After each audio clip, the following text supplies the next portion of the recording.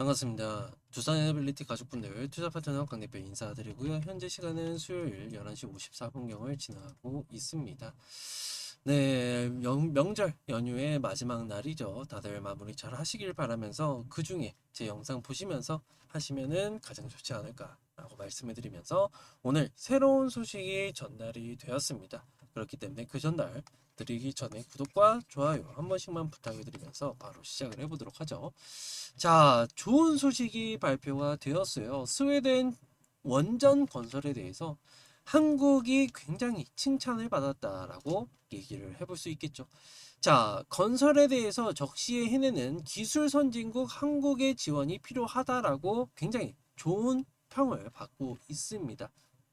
그러면은 스웨덴은 과연 얼마를 생각을 할까라는 것에 대해서 우리가 생각을 해볼 수 있겠는데, 스웨덴 정부는요 사실상 80년도에 탈원전이 진행이 되었고 40년도까지 신재생 에너지 100%를 추진하고 있는 상황입니다.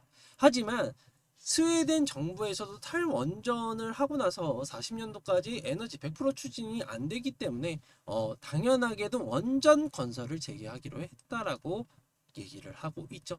자, 전력 수요는 45년도까지 현재 2배인 부분에 대해서 예고를 하고 있고, 스웨덴 정부는 35년도까지 2500메가와트에 대한 원전 2기를 추가를 하고 45년도까지는 1000메가와트급의 원전을 10기를 추가를 한다라고 얘기를 했습니다. 자, 그러면은 우리가 생각을 해봤을 때 2500메가와트가 얼마나 초대형 원전입니다. 그렇기 때문에 수주에 대한 금액을 생각을 해보게 되면 2500와트에 대한 메가와트에 대한 부분은 14기당 14조 원의 부분에 대해서 평가를 받고요. 1000메가와트짜리는 사실 제가 알기로는 이 1200, 1300, 1400 이 정도가 7조 정도 규모로 알고 있어요. 그러면은 우리가 생각을 해봤을 때 28조 원에 대한 투자가 35년도까지 진행이 되고요. 그리고 45년도까지 70조에 대한 10기 추가니까 1000메가와트급의 원전이 추가가 된다. 그렇기 때문에 총 합치면요 거의 98조 원에 대해서 투자가 이루어진다라고 우리가 가정을 해볼 수 있겠죠. 근데 여기서 중요한 거는 원전 기술의 강국으로 꼽혔던 스웨덴이 첨단 기술을 성장시키지 못하면서 원전을 독자적으로 건설할 기술이 부족하다라고 얘기를 하죠. 그렇기 때문에 한국 등의 기술 선도국의 지원이 필요하다라고 얘기를 하고 있는 모습인지라 한국에 대해서 굉장히 우리가 이것을 뭘 생각할 수 있어? 기술과 가격에 대해서 평가들이 들어갔을 때 굉장히 좋은 평가가 이루어지고 있다라는 것을 알 수 있겠죠. 그리고 또 어떤 부분 베트남에서도 원전을 재검토를 하고 있다. 한국과 러시아 등에 대해서 수출 가능성을 논의를 하고 있다라고 얘기를 합니다. 자, 원래는 2016년 이 원전을 도입을 취소를 했었어요. 원래 원전 발전소에 대한 건설을 재검토가 들어갔는데 원래는 취소를 했었죠. 사실상 이 부분에 대해서 베트남은 지난해부터 극심한 전력난을 겪으면서 이제 폭염과 도시 전력이 크게 증가하는 반면에 친환경 에너지에 대해서는 어, 우리 원하는 만큼 개발을 못 시켰다라는 것에 대해서 우리가 알 수 있겠고, 자, 사실 원전에 대해서 이 수요가 늘어날 수밖에 없는 부분이 당연하게 이 풍력 에너지나 이런 부분에 대해서 받쳐주지 못했기 때문에 저는 돌아서는 거라고 생각을 합니다. 하지만 이것도 당연한 게 효율성 면에서 원전을 따라갈 수 있는 친환경 에너지가 현재로서는 없어요.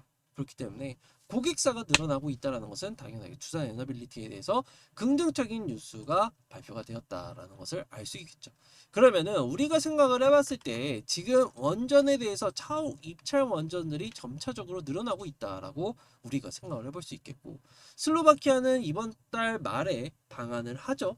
그렇기 때문에 이 부분을 고려를 해봤을 때는 체코가 정말 유럽의 교두보가 되었다. 스웨덴도 다들 아시는 것처럼 유럽 나라에 속합니다. 그러면은 우리가 생각을 해봤을 때 10기, 그러니까 12기가 신규 추가가 되는 거죠. 그러니까 이 점을 고려를 해봤을 때는 우리가 생각을 해봤을 때 이 체코 교도부가 열었던 부분에 대해서, 그리고 3파전을 했던 부분, 그러니까 미국과 러시아 그리고 한국의 3파전을 해서 팀 코리아가 이겼다라는 부분은 이 체코를 통해서 우리가 뭘 할 수 있어? 기술과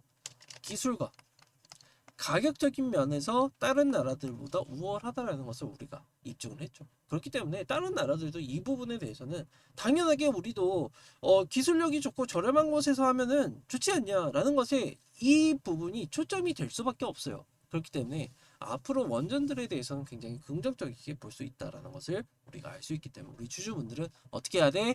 당연하게 두산에너빌리티에 대해서 팀 코리아에 포함이 되어 있는 두산이기 때문에 주목을 하셔야 된다. 하지만 당연하게도 합병에 대한 이슈와 합병과 뭘 할 수 있어? 지금 당연하게도 이제 소송 문제가 있어요. 하지만 소송은 결과적으로는 어차피 시간이 지나면요 합의점이 이룰 것으로 예상이 되고 있습니다. 패소는 없습니다.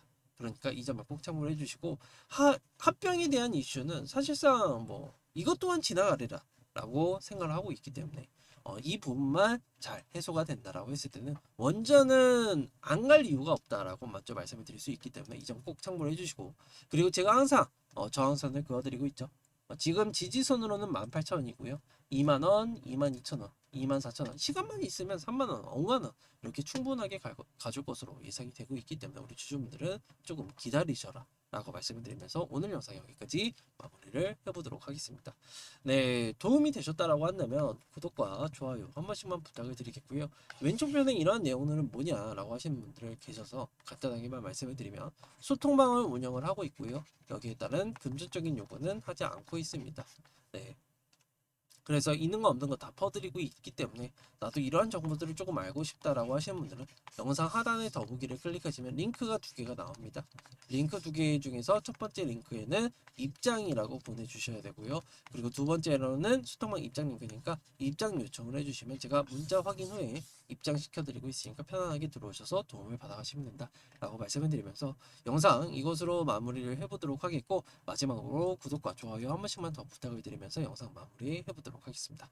감사합니다.